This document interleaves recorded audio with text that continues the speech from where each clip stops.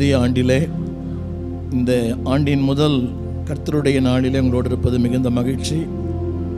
Pastor Steven அவர்கள் சொன்னது போல, அதாவது வரும் நாட்களிலே அதிகமாய் தேவனோடு செலவு செய்ய தீர்மானம் பண்ணுங்கள். ஒரு 3 வசனங்களை நான் படிக்க விரும்புகிறேன். இது பிரசங்கம் அல்ல. 34ஆம் சங்கீதம், 32ஆம் சங்கீதம், 6ஆம் வசனம். சொல்லுங்க, சகாயம் கிடைக்கும் காலத்தில் பக்தி உள்ளவன் எவனும் உம்மை நோக்கி விண்ணப்பம் செய்வான். மிகுந்த ஜலப்பிரவாகம் வந்தாலும் அது அவனை அணுகாது. சகாயம் கிடைக்கும் காலம். சொல்லுங்க எல்லாரும், எல்லாம் கரங்களை உயர்த்தி. சகாயம் கிடைக்கும் காலம், சகாயம் கிடைக்கும் காலம். நல்ல சுகம், நல்ல பலன், நல்ல ஆரோக்கியம் எல்லாம் கொடுத்திருக்கிறார். ஆண்டவர் கொடுத்த சுகம் ஆண்டவருக்காக, ஆண்டவர் கொடுத்த பலன் ஆண்டவருக்காக, ஆண்டவர் கொடுத்த பணம் ஆண்டவருக்காக, ஆண்டவர் கொடுத்த திறமை ஆண்டவருக்காக. அப்படின்னு சொல்ல மாட்டீங்களா? சொல்லுங்க, என் நேரம் கர்த்தருக்கு, என் சரீரம் கர்த்தருக்கு, என் திறமைகள் கர்த்தருக்கு, என் வீடு கர்த்தருக்கு, என் பணமும் கர்த்தருக்கு, நானும் கர்த்தருக்கு. இதைத்தான் என்னோட 53 ஆண்டுகளில் நான் ப்ராக்டிஸ் பண்ணியிருக்கிறேன். நான் ஒரு இந்து மார்க்கத்திலிருந்து ஆண்டரை ஏற்றுக்கொண்டேன், ஐயா மாதிரியே. அவர் பேர் சுப்பிரமணி, என் பேர் ராதாகிருஷ்ணன். எங்கள் அப்பா பேர் பாலசுப்ரமணி. அவரோடு 45 ஆண்டுகளுக்கு மேலாக எனக்கு ஒரு பழக்கம். இன்னைக்கு காலையில் அவரை பற்றி என்னோடய திருச்சபையில் பேசினேன். சொல்லுங்கள், சகாயம் கிடைக்கும் காலம். அடுத்த வருஷம் இருப்போமா தெரியாது, உங்களுக்கு என்ன நடக்கும் தெரியாது. சொல்லுங்கள், சகாயம் கிடைக்கும் காலம். பக்தி உள்ளவன் எவனும் உம்மை நோக்கி விண்ணப்பம் செய்வான். உங்களுக்கு தெரியுமா, ஜெபிக்க முடியாத நேரங்கள் உண்டு, ஜெபிக்க முடியாத காலங்கள் உண்டு, ஜெபிக்க முடியாத சூழ்நிலைகள் உண்டு. நான் சில ஆண்டுகளுக்கு முன்பாக அப்போலோ மருத்துவமனையில் ஒரு 10 அடைப்பு, எனக்கு ஒரு 5 வெயின்ஸ் உள்ளே போட்டிருக்குது, 5 குழாய்கள் எக்ஸ்ட்ரா போட்டிருக்குது. ஒரு 3 மாதங்கள் படுத்த படுக்கையில் இருந்தேன். ஜெபிக்க ஆசை, ஜெபிக்க முடியாது. வேதம் வாசிக்க ஆசை, வேதம் வாசிக்க முடியாது.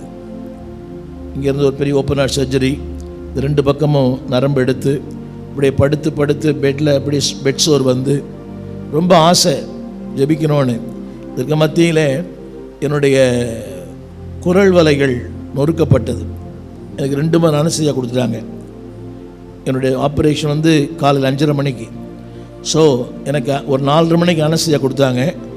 ஆனால் எனக்கு ஆப்ரேஷன் 5:30 மணிக்கு நடக்கலை, மாலை 5:30 மணிக்கு நடந்துச்சு. அதுக்கு மத்தியில் ஒரு அன்றைய தமிழகத்தில் இருக்கிற ஒரு மந்திரிக்கு பைபாஸ். ஸோ திரும்ப எனக்கு இன்னொரு முறை எனக்கு அனஸ்தீசியா கொடுத்தாங்க. என்னுடைய விளைவு என்னவென்றால், என்னுடைய ஓக்கல் கார்டு அப்படியே நொறுங்கி போச்சு. 3 மாதங்கள் பேச்சு, அதாவது காற்று வரும் ஆனால் பேச்சு வராது. எழுத்தின்படியாக ஊமையனாக இருந்தேன். இசைக்கல் வசனம் இருக்குது, நீ சில காலம் ஊமையனாக இருப்பாய். லிட்ரலாக என் அழுகைக்கு அளவே இல்லை, அழுவேன். ஏன்னா இத்தனை வருஷம் ஊழியம் பண்ணுறேன். ஒரு ஊழியனுக்கு முக்கியம் எது? சப்தம். சப்தமே இல்லை, அழுவேன். ஆனால் அப்போ கூட ஆனால் எனக்கு ஒரு கதை கொடுத்தார். ஒரு புக்கு எழுதினேன். என்ன புக்கு தெரியுமா? நல்ல தேவன் நன்மையான காரியங்களை தீமையான நேரங்களிலே செய்வார். சொல்லுங்க எல்லாரும். ஆமென். இதை பாஸ்டர்மாக்கும் ஸ்டீவனும் சொல்ல நம்புகிறேன்.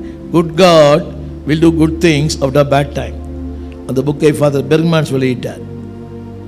அந்த 3 மாதம் நான் சும்மா இல்லை, இப்போ நான் எழுதிட்டே இருக்கிறேன். ஒரு நாளைக்கு 5 பிரசங்கம் பண்ணுறேன். யூடியூப்பில் 3500 பிரசங்கம் பண்ணியிருக்கிறேன். மக்கள் கேட்குறாங்களே இல்லையோ, சகாயம் கிடைக்கும் காலம்.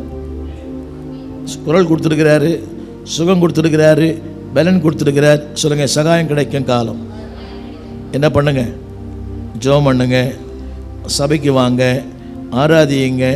ஆனால் அடுத்த வசனம் போட்டிருக்குது, அதுக்கு பிறகு ஒரு வார்த்தை இருக்குது. அதில் ஒரு வார்த்தை படித்து பாருங்க. 6ஆம் வசனம், விண்ணப்பம் செய்வான், அப்பொழுது சத்தமா. சகாயம் கிடைக்கும் காலத்தில். இதான் சுனாமி. என்னது? சுனாமியினுடைய தமிழாக்க தான் ஜலப்பிரவாகம். எத்தனை இது புரியும் தெரியல. சுனாமி இப்போ தான் வந்துச்சு, ஆனால் பைபிள் ஏற்கனவே போட்டுருது.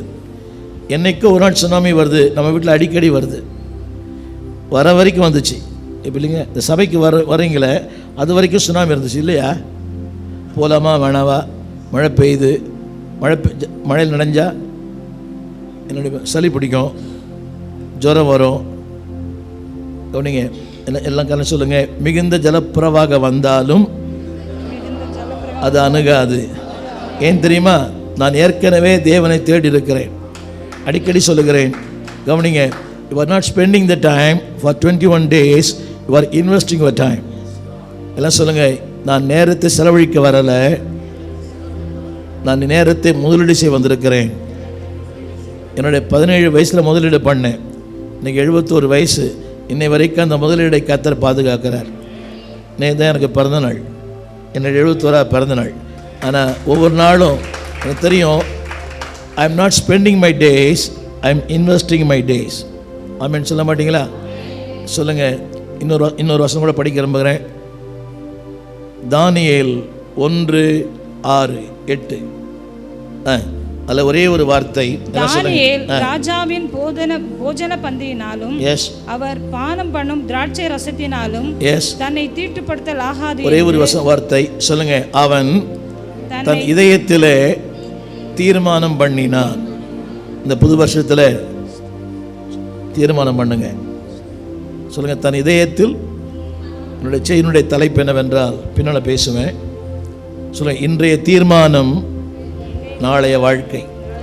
ஆங்கிலத்தில் ஒரு பழமொழி இருக்கிறது, my decision will determine my destiny. சொல்லுங்க, இன்றைய தீர்மானம் நாளைய வாழ்க்கை. புரியும் நினைக்கிறேன்ல? இப்போ நீங்கள் வந்தீங்களே, தீர்மானம் காலையில் சாயங்காலமே தீர்மானம் பண்ணியிருப்பீங்க நீங்கள் ஆலயத்துக்கு போகணுங்க. தீர்மானம் இல்லாத வாழ்க்கை அர்த்தமற்ற வாழ்க்கை. எல்லாம் சொல்லுங்கள், இன்றைய தீர்மானம் நாளைய வரலாறு. அதை போடுவாங்களான்னு தெரியல. My decision will determine my destiny. என் வாழ்க்கையை அதாவது நிர்ணயிப்பது என்னுடைய தீர்மானம். எல்லாம் சொல்லுங்கள், அவன் தன் இருதயத்தில் தீர்மானம் பண்ணினான். அவன் ஏன் தெரியுமா? ஒரு அடிமையாய் கொண்டு வரப்பட்ட ஒரு மனிதன்.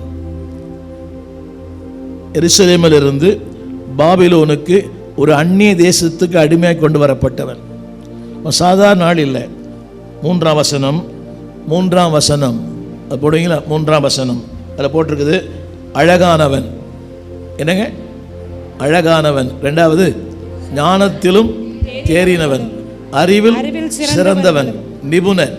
ஹலோ, என்ன பாருங்க, இத்தனை குவாலிட்டிஸ் இருந்தாலும் அவனுக்கு தீர்மானம் பண்ணா, நான் இப்படி தான் வாழ்வேன். எல்லாம் சொல்லுங்கள், எப்படி சொல்லுங்கள், எப்படி வேண்டுமான வாழலாம் அல்ல, வாயை திறந்து இப்படி தான் வாழணும், இப்படி தான் சம்பாதிக்கணும், இப்படி தான் செலவு பண்ணணும். இன்னொரு மாதிரி சொல்லுங்கள், இன்றைய தீர்மானம். அதில் போட்டதில் தீர்மானம் பண்ணினான். சத்தமாக சொல்லுங்கள். அதனுடைய விளைவு என்ன தெரியுமா? 6ஆம் அதிகாரம் கடைசி வசனம். தரியு ராஜ்யபார காலத்திலும் பெர்சியன் ஆகிய கோரேசுடைய ராஜ்யபார காலத்திலும் தானியேலின் காரியம் ஜெயமாய். எல்லாம் சொல்லுங்க, என் தீர்மானம். சத்தமா சொல்லுங்க, என் வாழ்க்கையை மாற்றும், என் தலையெழுத்தையே மாற்றும், என் குடும்பத்தையே மாற்றும். நல்லா கவனிக்கணும். அடிமையாய் கொண்டு வரப்பட்ட ஒருவன் தீர்மானம் 120 நாடுகளுக்கு கர்த்தர் அதிபதியாய் மாற்றினார். நம்புறீங்களா? ஸ்லேவ், ஒரு அடிமை. யோசித்து பாருங்க. இவன் தீர்மானம் ராஜாவை மாற்றி அமைத்தது. இவன் தீர்மானம், ராஜா சொல்றாரு. அந்த வசனம் போட்டிருக்கோம், படித்து பாருங்க. அதில் ஒரு வசனம் இருக்கும். அது தானியேல் புஸ்தகம், தானியேலியே 6ஆம் அதிகாரம் 26ஆம் வசனத்தினுடைய 4வது வரி. என்னாலே தீர்மானிக்கப்படுகிறது. எல்லாம் சொல்லுங்க, கொஞ்சம் கவனிக்கணும். கொஞ்சம் என்னோட கூட டிராவல் பண்ணுங்க. கவனிங்க, என் தீர்மானம் ராஜாவையே மாற்றி அமைத்தது. தமிழ் புரியுதா? முதல்ல இதயத்தில் தீர்மானம் பண்ணினான். இப்போ ராஜா சொல்றாரு, என்னால் தீர்மானிக்கப்படுகிறது. நான் சொல்றது புரியுது உங்களுக்கு? சொல்ல, என் தீர்மானம் ராஜாக்களை மாற்றும், சூழ்நிலைகளை மாற்றும், எல்லாரையும் மாற்றும். வசனம் புரியுதா? வசனம் படிச்சு பார்த்தீங்களா? என்னாலே. யார் சொல்றது? யார் சொல்றது வசனத்தை? ஒரு ராஜா சொல்றார், தானியேல் சொல்லல. தப்பா சொல்றீங்களே. The king says. இன்னொரு முறை படிக்கலாமா? யாவரும், 2வது வரி, யாவரும் தானியேலின் தேவனுக்கு முன்பாக நடுங்கி பயப்பட வேண்டும் என்று என்னாலே. இது ரெண்டு சேர்த்து படிக்கணும். அவன் தீர்மானம் யாரை மாற்றுது இப்போ? You understand? See, in other word, your commitment will influence to others. சொல்லுங்க, என் தீர்மானம் என் கணவனை மாற்றும், என் மனைவியை மாற்றும், என் சூழ்நிலையை மாற்றும், இல்லாமையை மாற்றும், என் வெறுமையை மாற்றும். யோசித்து பார்த்தீங்களா? இப்போ ராஜா தீர்மானம் பண்ணுறாராம். ஆமீன் சொல்ல மாட்டீங்களா? புரிஞ்சவங்க ஆமீன் சொல்லணும். என் தீர்மானம், எனக்கு விரோதமாக இருந்தவர், என்னை சிங்கக்கேபியிலே போட்டவர், என்னை அடிமைத்தனத்துக்கு உட்படுத்தினவர், என் தீர்மானம் யாரெல்லாம் உங்களை அடிமைத்தனத்துக்குள்ளே நடத்துகிறாங்களோ அவங்களே மாற்றும். ஆமீன் சொல்லுங்க. உங்கள் தீர்மானம் வில்லன்களை கதாநாயகராய் மாற்றும். உங்கள் தீர்மானம் வில்லிகளை கதாநாயகராய் மாற்றும். உடனே மாமியார் நினைக்கக்கூடாது. இப்போ சொல்லுங்க, என் தீர்மானம் எந்த மனுஷனையும் மாற்றும். கரங்களை உயர்த்தி இன்னொன்று சொல்லட்டுமா? மற்றவர்களுக்கு இல்லாத ஒரு மேன்மை கர்த்தர் உங்களுக்கு தருவார். படிச்சு பார்த்தீங்களா? அந்த வசனம் படிச்சு பார்த்தீங்கன்னா 6ஆம் அதிகாரம் கடைசி வசனம். 6ஆம் அதிகாரம் கடைசி வசனம். தரியுவின் ராஜ்யபார காலத்திலும், கொஞ்சம் நிறுத்தி படிக்கணும் பாருங்க. தரிவின் ராஜ்ய, அந்த தரியு ராஜ்யத்தில் இல்லாத ஒரு அமைதி, பெர்சியா ராஜ்ய காலத்தில் இல்லாத அமைதியை கர்த்தர் என் காலத்தில் தருவார். எல்லாம் சொல்லுங்க, என் தகப்பனார் காலத்தில் இல்லாத அமைதியை, என் முற்பிதாக்களின் காலத்தில் இல்லாத அமைதியை, வசதி இருந்தது, வாய்ப்பு இருந்தது, செல்வம் இருந்தது, அன்றைக்கு இல்லாத அமைதியை கர்த்தரின் வாழ்க்கையில் தருவார். சொல்லுங்க, ஜெயமாய். சொல்லுங்க, ஜெயமாய். யார் சொல்லுங்க, அவங்கள விட என் வாழ்க்கையில் ஜெயம் உண்டு. இப்படி சொல்லுங்க. ஸ்டீவனுக்கு நான் சொல்ல நம்புகிறேன், இப்போ சாமுவேல் ராஜனுடைய ஆசீர்வாதத்தை விட என் ஆசீர்வாதம் பெரிதாக இருக்கும். நான் என் பிள்ளைகளுக்கு சொல்லி கொடுத்துருக்கிறேன். என் 3 பிள்ளைகளுக்கும் என்னை விட பெரிய ஆளாக வரணும், வசனத்தில் பெரிய ஆளாக வரணும், வாழ்க்கையில் பெரிய ஆளாக வரணும், ஊழியத்தில் பெரிய ஆளாக வரணும். கரங்களை உயர்த்தி, உன் பிதாக்களின் ஆசீர்வாதத்தை விட உன் ஆசீர்வாதம் பெரிதாக இருக்கும் என்று சொல்லி யாக்கோபு மரிக்கும் போது சொன்னான். அப்படியானால் சொல்லுங்க, எல்லாரும் சொல்லுங்க, எங்கள் அப்பாவை விட, யாரையெல்லாம் போட்டுக்கலாம், அம்பானியை விட, அதானியை விட என் ஆசீர்வாதம் பெரிதாக இருக்கும். ஏன் தெரியுமா? என் தீர்மானம் யாரை மாற்றுது? வசனம் படித்து பார்த்தீங்களா? இந்த வசனம் படித்த தானியேலின் தீர்மானம். எனவே இன்னைக்கு தீர்மானம் பண்ணுங்க, வருகிற 52 வாரம் சபைக்கு ஒழுங்காக வருவேன். நான் சொல்கிற அப்படியே சொல்கிறீங்களா? 52 வாரங்களும் ஒழுங்காய் வருவேன். யார் பேசினாலும் வசனத்தை கேட்பேன், ஜபத்துக்கு வருவேன், வேத பாடத்துக்கு வருவேன், சபை எப்பெல்லாம் கூடி வருகிறதோ அப்பெல்லாம் வருவேன். எனக்கு யார் ஒத்து வராவிட்டாலும் அவரோட ஒத்து போவேன். பிரசங்கத்தை என்னை தாக்கினாலும் பிரசங்கம் கேட்பேன். ஆமேன்னு சொல்லுங்க. என்னை யார் திட்டினாலும் சபைக்கு வருவேன். அது என்னதுன்னு கேட்டேன். இப்போ அவர் எனக்கு ஒத்து வரல, ஆனால் கர்த்தர் ஒத்து வரார். சொல்லுங்க, யாரோட ஒத்து போவேன்? சத்தமாக சொல்லுங்க. யார் பேசினாலும் கவனமாய் கேட்பேன், யார் பேசினாலும் ஆமேன்னு சொல்லுவேன். சொல்லுங்க, இன்றைய தீர்மானம் நாளைய வாழ்க்கை. உங்கள் தீர்மானம் யாரை மாற்றும்? சத்தமாக உங்கள் ஓனரையே மாற்றிடும். அவர் உங்ககிட்ட வந்துடுவார். ஆமேன். புரியுதா உங்களுக்கு? கவனிங்க, கெபியில் போட்டவன் தூங்குறான், போடப்பட்டவன் தூங்குறான், ஆனால் போட்டவன் தூங்கலை. கெபியில் போட்டவன் தூங்குறான், ஆனால் போடப்பட்டவன் தூங்குறான். ஆனால் போட்டவன், அவனை அது காரணமாக இருந்தவன். சொல்ல போனால் உங்ககிட்ட எவன்லாம் கை வைக்கிறானோ அவன்லாம் கதை முடிஞ்சு போச்சு. அவனுக்கு தூக்கமே வராது. சொல்லுங்கள், உங்களுக்கு டிஸ்டர்ப் பண்ணானா அவனுக்கு என்ன வராது? அவரை கனம் பண்ணுங்க, உங்கள் வாழ்க்கையை கர்த்தர் கனம் பண்ணுவார். அது ஒரு தீர்மானம். கொடுப்பது என்பது ஒரு தீர்மானம், ஜெபிப்பது என்பது தீர்மானம், ஊழியம் செய்வது என்பது. அன்றைக்கி தீர்மானம் பண்ணேன். 30/8/1970 ஆண்டவருக்கு ஒப்பு கொடுத்தேன். நல்லா ஞாபகம் எனக்கு. பட்டப்படியே ஊதி புசிந்தேன். உட்கார்ந்தா முருகா, எழுந்தா முருகான்னு சொல்கிற ஒரு ஆள். அது ஞானசாயம் எடுத்தவரோட பழக்க தோஷம் போல ரொம்ப நாள் சொல்லிகிட்டே இருந்தேன். அதை அவர் என்ன நானே கூட்டிப்பேன். அன்றைக்கி தீர்மானம் பண்ணேன், ஆண்டவருக்காக வாழணும்னு. அடுத்து 73ஆம் ஆண்டு இந்த ஊழியத்திற்கு வந்தேன். 73ஆம் ஆண்டு இந்த ஊழியத்துக்கு வந்தேன். நிறைய போராட்டம். அடிப்படை தேவை இல்லை. எங்கள் அப்பாவுக்கு 9 பிள்ளைகள், நான் தான் மூத்த பையன். 4 பெண் பிள்ளைகள், எல்லோரும் படிக்க வைக்கணும். அப்போ எனக்கு 20 வயசு. ஆனால் தீர்மானம் பண்ணேன், இந்த ஊழியத்துக்கு நல்ல வேலையை கொடுத்தார். அந்த வேலையை ஆண்டவனோடு தொடர்ந்து பேசினார். எங்கெல்லாம் போகிறனோ அங்கெல்லாம் பேசுவார். ஒரு நாள் டிஜிஎஸ் பிபி ஆளுக்கு போயிருக்கிறேன். அது நடு இரவு செகண்ட் செஷன். அவர் அப்போ தான் ரெஸ்ட் ரூம் போக போகிறார்.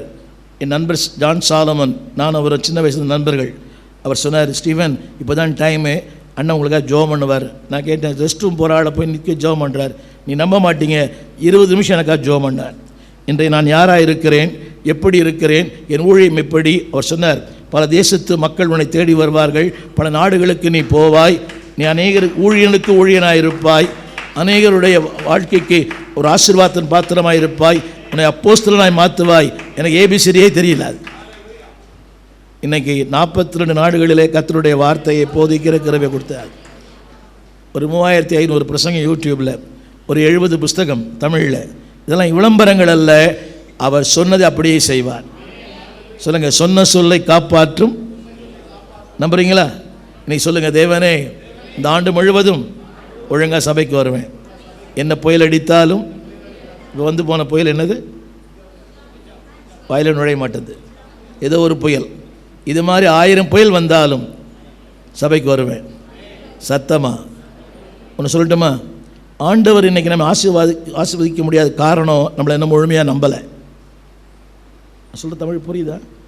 ஆண்டவர் நம்மை ஆஸ்வதிக்க முடியாத காரணம் ஒன்று சொல்லட்டுமா? அதாவது the time of prosperity is a time of testing. சொல்லுங்கள், செழிப்பு நேரம் சோதனை நேரம். எத்தனை பேருக்கு புரியுது? செழிப்பு நேரம், ஐயா புரியுதுங்களே? இன்றைக்கி உங்களுக்கு ஒரு மிகப்பெரிய விஐபி திருமணம் ஒரு ரிசார்ட்டில் உங்களுக்கு அழைப்பு. நீங்கள் அங்கேயா இங்கேயா? இன்றைக்கி ஒரு விஐபி திருமணம் உங்களுக்கு அழைப்பு வந்திருக்குது. புரியுது உங்களுக்கு? ரொம்ப நல்ல ஏறக்குறைய 3500 சாப்பாடு. அது நீங்கள் அங்கேயா இங்கேயா? என்னடி பார்க்குறீங்க? அப்படியா? நீங்கள் 1000-ல் ஒருவர். சொல்ல அதெல்லாம் எனக்கு முக்கியம்.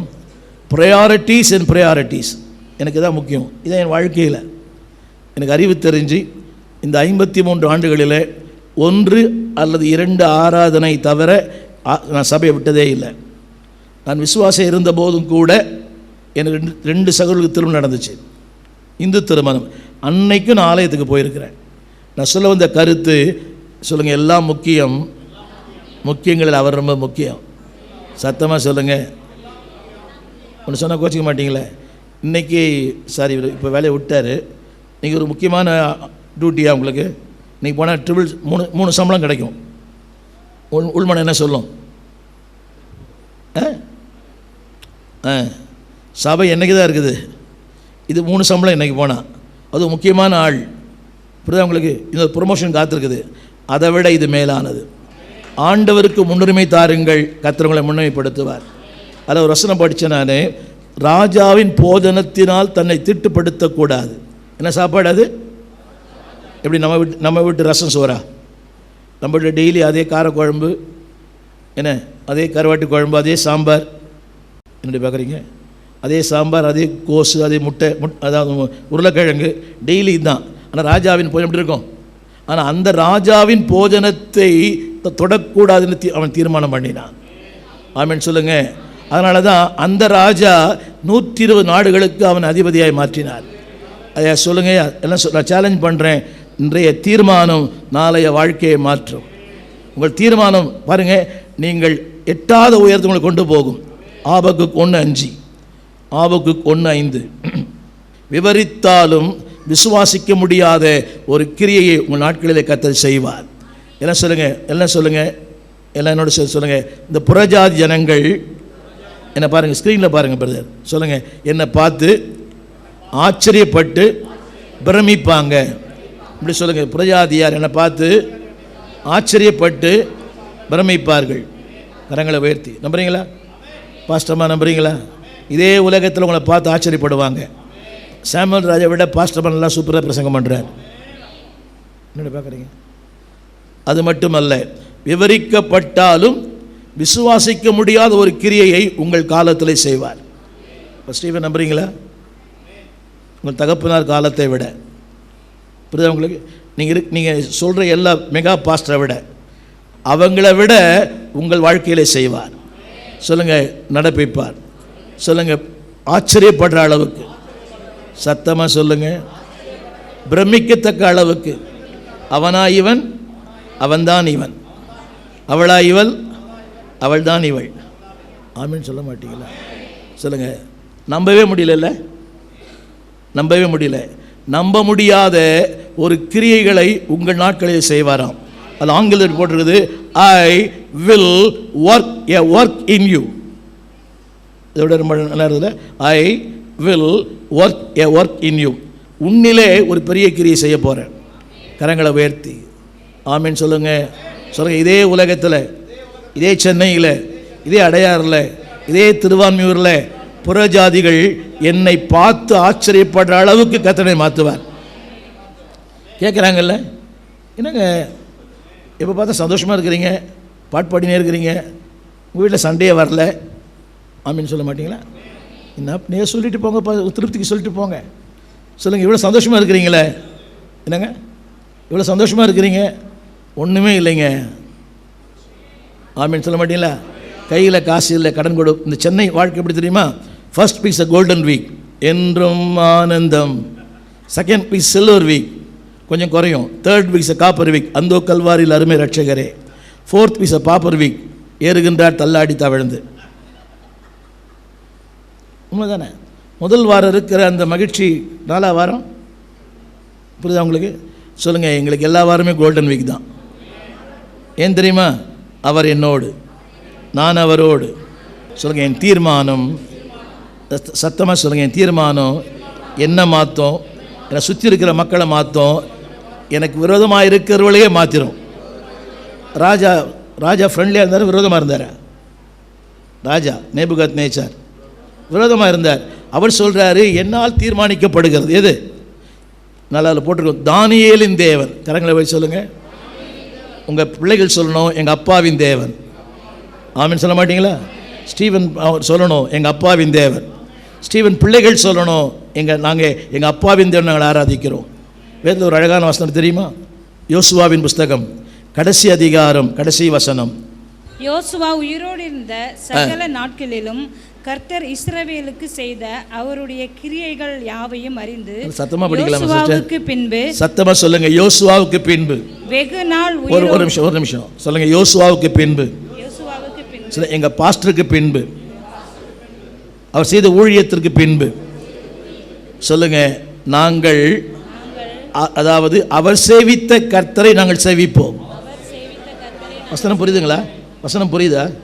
அவர் சேவித்த, அவர் ஊழியம் செய்த, அவர் பிரசங்கம் பண்ண இந்த பலிபீடத்திலிருந்து நாங்கள் கர்த்தரை ஆராதிப்போம். எதுக்கு பிறகு யோசுவாவுக்கு முதல் வார்த்தை 30 முதல் வார்த்தை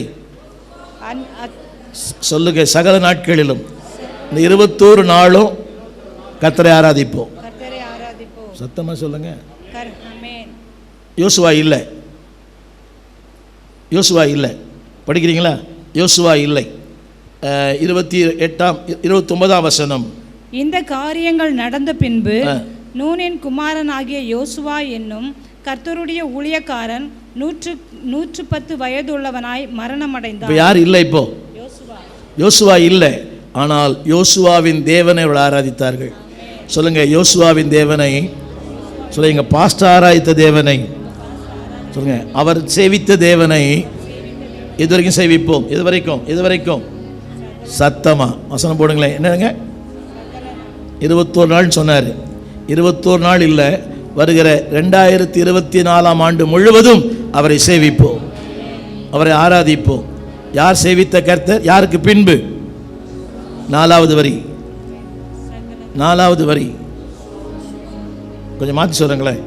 நீங்கள் சொல்லுங்கள். எங்கள் டேடிக்கு பின்பு. ஆமீன். எங்கள் பாஸ்டருக்கு பின்பு. அவர் ஆராதித்த கர்த்தரை நாங்கள் ஆராதிப்போம். அவர் துதித்த கர்த்தரை நாங்கள் துதிப்போம். ஓடி ஊழியம் பண்ணாரே அந்த கர்த்தருக்கு ஆமீன் சொல்ல மாட்டீங்களா?